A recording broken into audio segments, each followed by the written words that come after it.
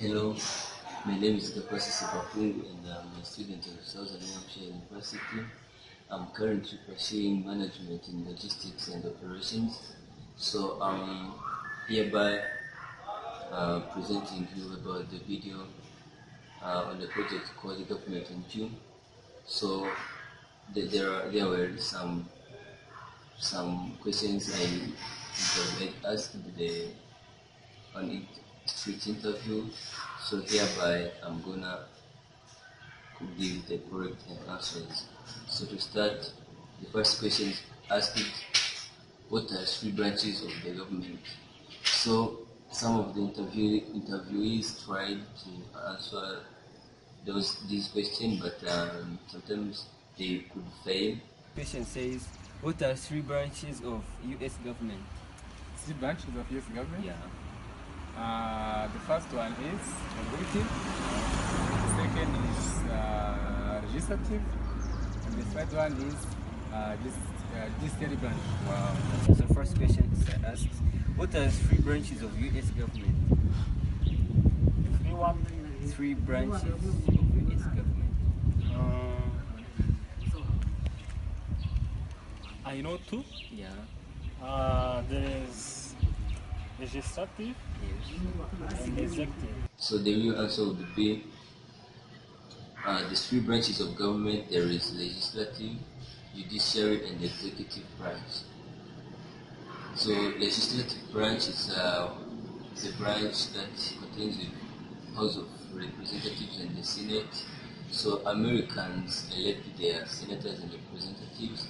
So like the Congress is a symbol of the people's political power. So it focuses on constituency views, party views, and their personal views. So they are voted by the people and they speak for the people. So another judiciary branch is a system of courts that interprets and applies the law in the name of the state. So the judiciary generally does not make laws or enforce them, but they interpret those laws and applies it in a different situations, different circumstances. So this branch also is often tasked with ensuring equal justice under the law. It usually consists of courts of final appeal together with lower courts. So another branch is the executive branch. So it's a branch that executes and enforces the laws.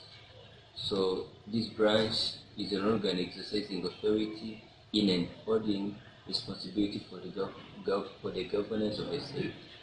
So its power is vested in the president, and the president acts as both the head of the state and the commander-in-chief of the armed force. So the second question asked, what does each branch do? So some interviewees failed to respond to this question, but they tried. Wow, that's good. So what does each branch do? I know two of them. I don't remember the Friday. What I know is that executive executes the laws, Yeah. and the legislative creates the laws. Yeah. Thank you. That's cool. So what does each branch is mentioned do? Legislative makes the law and pass them to the executive, Yeah. and then executive analyze those laws. So the right answer would be on legislative they make laws, and the Senate confirms judicial appointment, and also they verify the budget effectiveness, the budget of the country. So the amount that will be spent in the different activities. So on judiciary branch, its role is finding laws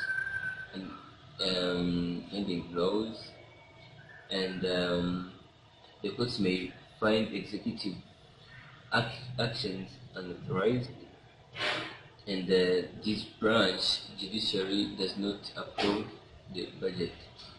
So another Another branch is executive branch. So the president may sign or vote a law to be confirmed. So and the president nominates federal judges, and but the president must sign a budget like other laws. So the third question asked, Democrats and Republicans are the major parties. Can you name a third party? So, like, they tried to answer like these questions. So, the Democrats and Republicans are major parties in USA. Can you name a third party? For sure, I don't know the third party. I only know those two. So another question says, Democrats and the Republicans are the major parties. Can you name a third party? The third party is federal party. Yeah. So, and like the two-party system, Democrats and Republicans, as the origin started in 1798, and was the first election where these defining elements of modern political life began to appear. So the two parties adopted names that reflected their most cherished values, and a rivalry grew between John Adams and Thomas Jefferson, both Federalists. So Jefferson challenged Adams under the banner of the Democratic Republican Party. So the third party candidates can take like votes away from the major political party candidates, influencing the outcome of elections. Third parties also serve an important role in our political system by forcing major political parties to address new issues they might not have previously addressed very much. So there are some third parties in the United States. First is Green Party, there is a Reform Party, Libertarians, Constitution Party, and Natural Law Party that represent the most active third parties currently in the United States. All of these parties have fielded presidential candidates in the last several elections. So the last question asked, what is the basic process by which a bill becomes a law?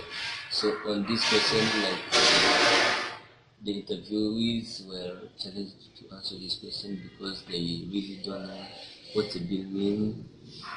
So you can see there on the video they were answering. So the last question says, what is the basic process by which a bill becomes a law? The process by which a bill becomes a law. What's the bill? A bill is like an opinion that people might say, like where they want to be law. So the last question is, what is the basic process by which a bill becomes a law? By which? A bill becomes a law. I don't even know what the bill is. I don't know that process. Oh.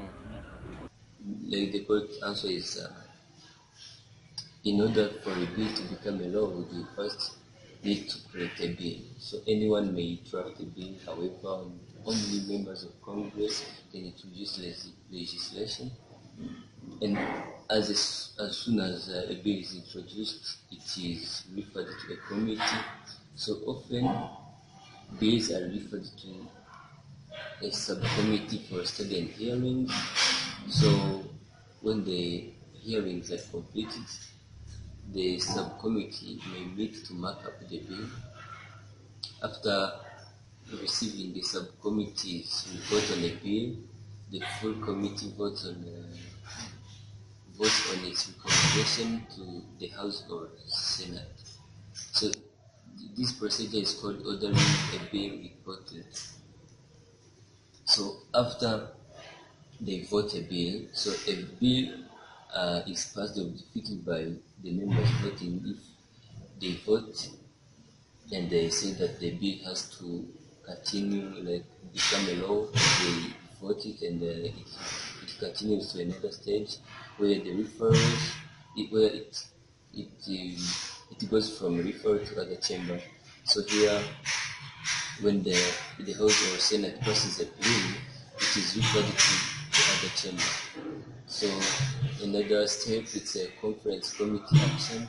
So here, when the actions of the bill of the other chamber significantly alter the bill, the conference committee is formed to reconcile the differences between the House and the Senate versions.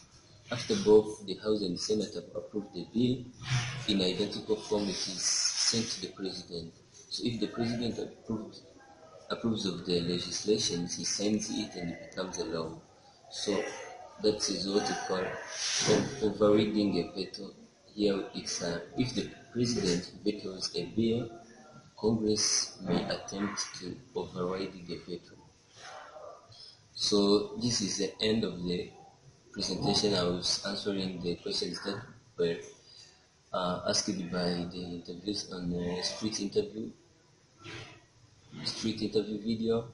So thank you for your time.